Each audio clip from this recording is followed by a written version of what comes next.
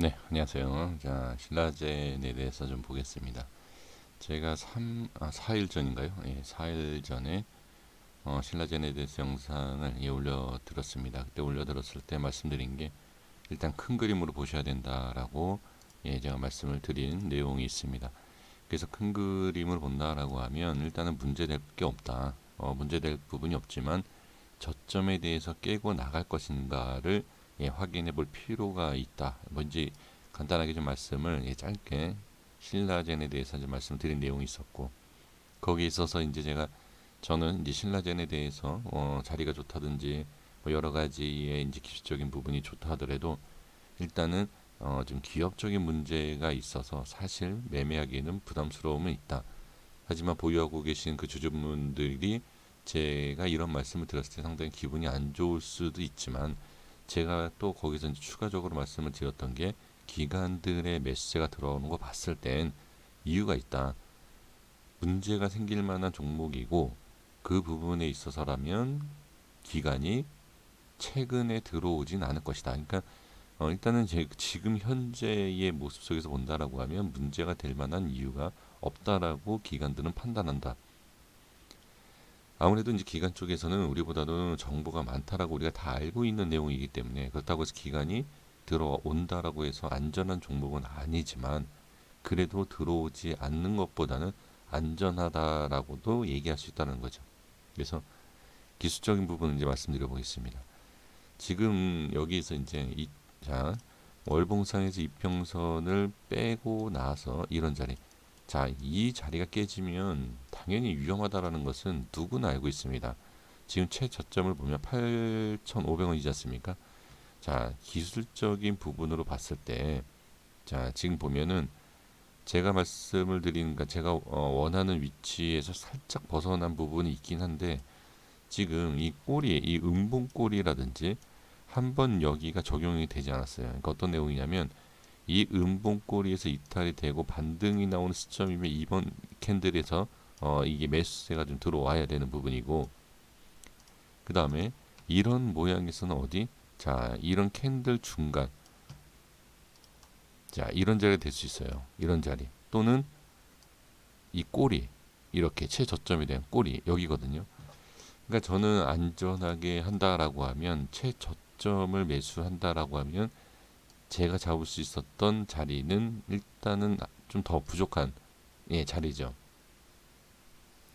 조금 더 내려왔어야 돼요. 뭐 3, 400원 더 내려오면 제가 원하는 자리를 잡을 수 있었다. 그러니까 기술적으로는 반등이 나와야 된다는 거죠. 그러니까 이게 나왔기 때문에 이 좋은 자리다가 아니라 나오지 않으면 어떻게 위험한 자리라는 거죠. 그래서 제가 항상 기준자리를 설정할 때에 급락 아니면 급등을 제가 말씀드리고 있지 않습니까? 그래서 일단은 그런 자리이다. 뭐 8,500원이 정확하다라고 얘기할 수는 없지만 지금 제가 보는 기술적 위치를 보면 그 사이에 들어가 있는 거예요. 지금 9,300원과 자 8,100원 이 사이에. 그래서 이 부분에 있어서 반등이 나오는 것은 큰 그림을 봤을 때는 맞다. 그런데 지금 반등이 나온 것은 좋지만 어디? 네, 여기 지금 이평선에 대한 저항이 생기는 부분을 확인할 수가 있습니다. 그래서 반등이 나온, 그래서 제가 최근에 큰 그림으로 보셔서 일단 기간이 들어오니까 좀 모아가는 것은 괜찮다. 하지만 빠졌을 때는 대응을 하는 게 좋다. 자, 이렇게 말씀을 드렸고, 자, 그리고 하나 이제 더 볼 필요가 있는 게, 글쎄 이건 저 너무 제 개인적인 그 분석이기 때문에 좀 신뢰가 될 수 있는 내용은 아닙니다만, 주봉상에서 이 기준자리가 14,500원이라고 제가 설정을 아주 오래전부터 해 놓은 자리입니다. 자, 여기 보시면 14,500원에서 자, 어디? 여기 이번에 반등 나올 자리를 보면 몇 프로죠? 네, 정확하게 40%입니다. 그러니까 지금 제가 글쎄요, 지금 여태까지 제가 이제 분석을 해온 내용들을 아시는 분들은 이 부분에 있어서 아마 이해가 되실 것이고 충분히 그럴 수 있다라고 얘기하실 수 있을 거예요. 그래서 월봉상에 말씀드린 캔들 잡는 방법, 주봉상에서도 이미 가격을 설정해 놓은 이 자리에서 20, 40, 그죠? 20, 40 반등 60까지 나왔다. 60%까지 빠졌다라고 하면 일치가 안 돼요. 그러니까 제가 얘기하는 게 앞뒤가 말이 안 맞는 겁니다. 60%에서 반등이 나올 수 있지만 60%짜리면 아마 이 최저점인 7,800원이 깨진 자리가 아닐까 싶어요. 그러면 그것은 이 60% 기준 맥점 자리에서 60%가 빠진다라고 하면 의미는 없다. 근데 50%일 수는 있습니다. 그러니까 그것은 제가 항상 사용하고 있는 방법 중에 하나이기 때문에 일단 그 부분까지도 정확하게 적용이 된 부분은 맞다. 그래서 월봉상에서 지금 좀 전에 말씀드린 내용과 주봉상에서 설정이 되어 있는 한참 전에 설정을 해 놓은 이 라인대의 하락, 그 하락에 대한 퍼센테이지 그게 적용이 됐고 또 그 다음에 중요한 것은 이게 적용이 돼서 40% 맥점 자리에서 반등이 나오기 시작했고 거기에서 반등이 나온 게 맞다라고 하면 이 기준 자리는 보다 중요한 자리다. 그것을 또 알 수 있는 것이 보시면 저항입니다. 많은 사람들이 단순하게 이동평균선에 대한 부분을 보지만 지금 상태에서 본다라고 하면 이동평균선보다 제가 설정한 가격대가 오히려 조금 더 정확성이 있었다라는 것을 분명히 확인하실 수가 있습니다. 그렇기 때문에 이 부분으로 봤을 때 매수와 매도 자리가 정확하게 일치가 됐다. 그러니까 이거는 제가 설정한 게 일치가 됐다라는 내용이 아니라 이 수급에 대한 부분과 상승에 대한 부분이 일치가 됐다는 겁니다. 그럼 여기에서 무엇을 확인을 해야 되냐면 저항이 생겼다라고 하면은 이 자리가 돌파가 되면 뭐죠? 그렇죠. 여기 박스 아닙니까? 상단 박스까지 올라갈 수 있다는 얘기죠. 올라가서 안착이다라고 하면 지금은 저항이고 고점 자리이지만 자, 이 자리가 돌파가 나오면 어디? 네, 이 모습이 나와요. 이 모습이. 그래서 지금 이 모습이 나올 수 있다. 자, 그러면 여기에서 무엇을 봐야 되느냐? 똑같습니다. 지금 꼬리량만 길이가 좀 다를 뿐. 패턴이 잘 보세요. 패턴. 네, 이거 꼬리가 좀 다를 뿐이에요. 길이가. 그리고 여기서 길이가 다를 수밖에 없는 게 뭔지 아십니까? 네, 바로 이평선이죠. 이게 바로 이동평균선의 이격이라는 거예요. 이격에 대한 부분, 끌어당길 수 있는 힘이 훨씬 강하다. 여기는 짧다. 이거예요. 그래서 그러니까 이동평균선과 이 거래량과 이런 것을 측정을 했을 때 이동평균선에 대한 부분까지 끌어올리지 못하지 않습니까? 그렇기 때문에 끌어올리지 못하는 것처럼 여기가 저항이 생기는 자리 이렇게 올라가는 게 아닌 것처럼 이것도 올라갈 수 있다. 그러니까 추가로 오버슈팅이 나올 수 있다. 그리고 부족한 슈팅이 나왔다. 이것을 기준으로 잡을 수 있는 게 저는 캔들로 가격을 설정하는 거죠. 그래서 이러한 부분과 저러한 부분을 다 볼 수 있다는 겁니다. 그래서 지금은 한 가지 더 말씀을 드려보면 글쎄 이걸 어떻게 보시는지 모르겠습니다만 이렇게 자 여기 이동평균선 제가 말씀드려 볼게요. 이제 우리가 정배열과 역배열에 대해서 말씀을 하고 있지 않습니까? 대부분 지금 여기에서 보면 이격이 넓은 역배열로 진행이 되고 있는 상태.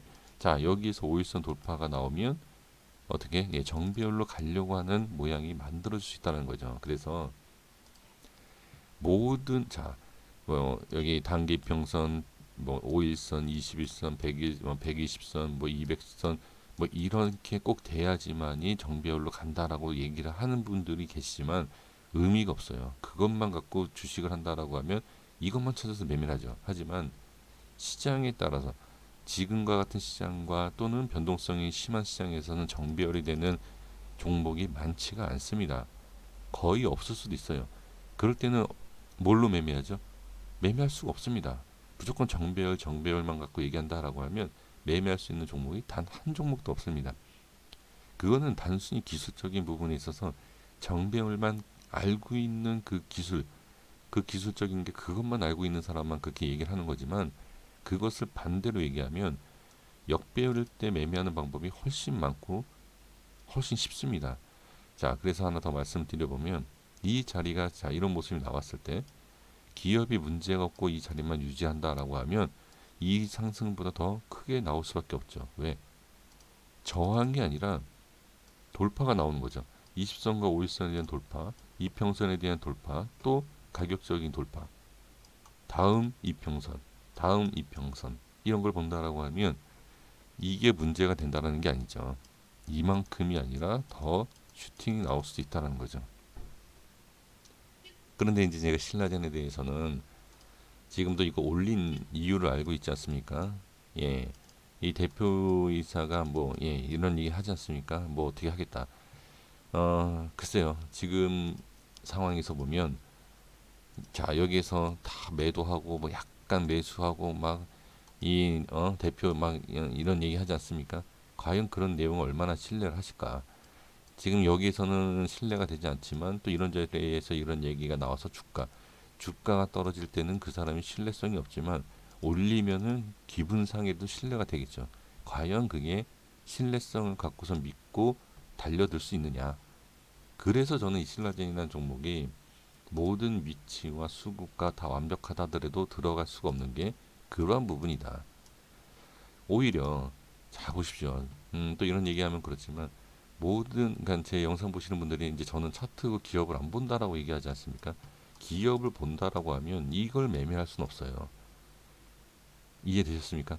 그러니까 저는 차트상으로 보면 너무나 완벽하죠. 완벽해서 제가 큰 그림을 보십시오라고까지도 말씀을 예, 드린 상태이죠. 근데 역시나 이런 자리에서 예, 대표가 예, 한마디 하지 않습니까? 그리고 올리죠. 그러니까 이러한 부분에 있어서는 조금 예, 그런 부분이 있다라는 거죠. 그러니까 이 종목을 갖고 계신 주주분들한테 예, 뭐 이렇다 저렇다라고 제가 말씀드리는 게 아니라 이 종목에 대해서 제가 그냥 말씀을 드리는 거고 거기에 있어서 모든 그러니까 조심할 거는 조심해야 된다라는 것을 말씀을 드리는 거예요. 우리가 속았잖아요, 한번. 예, 속은 상태에서 이렇게 그렇기 때문에 올리니까 이 속았던 것을 잊어버리신다든지 예 그러면 안 된다는 거죠. 사람은 한 번 그러면 다음도 그래요. 그러니까 그러한 부분에 있어서는 어느 정도는 조금 조심스럽게 또 확인할 필요가 있지 않을까. 예, 저는 그렇게 좀 말씀을 드려보겠습니다. 그래서 종목과 뭐 기업과 뭐 이런 내용을 저는 얘기하고 싶은 것이 아니라 주가의 움직임 속에서 문제가 생길 수도 있다라는 거죠. 예, 그냥 이걸 말씀드리는 겁니다. 그래서 지금 보시면 아까도 말씀드린 큰 그림으로 보셔라 라고 저번 주에 영상 올린 것처럼 여기에서 패턴만 제대로 바뀌어주고 안착만 시켜준다. 이거보다 당연히 더 크게 가죠. 당연히. 예, 이걸 확인할 수가 있습니다. 자, 근데 반대로 제가 뭐라고 말씀드립니까? 그 기준에서 상승 못하면 급락이다. 둘 중에 하나겠죠. 그만큼 현재 자리가 중요하고 예, 여기에 있어서는 반드시 상승 나올 것을 그냥 기대하면서 기다려볼 필요가 있다. 악재만 나오지 않으면 좋겠다. 그냥 기술적인 부분에서 흘러내리면 그냥 손절치면 되지만 이런 악재가 나와서 손절도 손 쓸 수 없는 이런 분위기만 나오지만 않으면 전혀 문제가 없다라는 거죠. 너무 좋으니까 기술적으로 봤을 때 여기까지 하겠습니다. 예, 구독과 좋아요 부탁드리겠고요. 예, 다음 영상에서 인사드리겠습니다. 감사합니다.